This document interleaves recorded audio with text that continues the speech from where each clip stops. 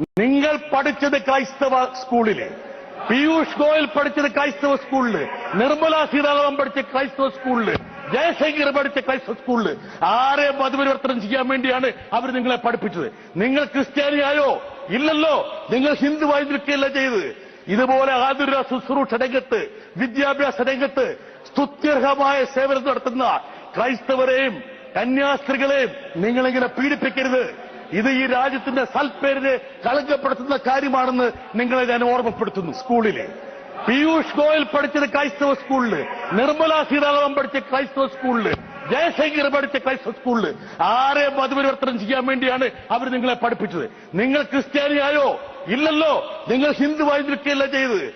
ഇതുപോലെ ആതുര ശുശ്രൂഷ രംഗത്ത്, വിദ്യാഭ്യാസ രംഗത്ത് സ്തുത്യർഹമായ സേവനം നടത്തുന്ന ക്രൈസ്തവരെയും കന്യാസ്ത്രീകളെയും നിങ്ങളിങ്ങനെ പീഡിപ്പിക്കരുത്. ഇത് ഈ രാജ്യത്തിന്റെ സൽപ്പേരിനെ കളങ്കപ്പെടുത്തുന്ന കാര്യമാണെന്ന് നിങ്ങളെ ഞാൻ ഓർമ്മപ്പെടുത്തുന്നു.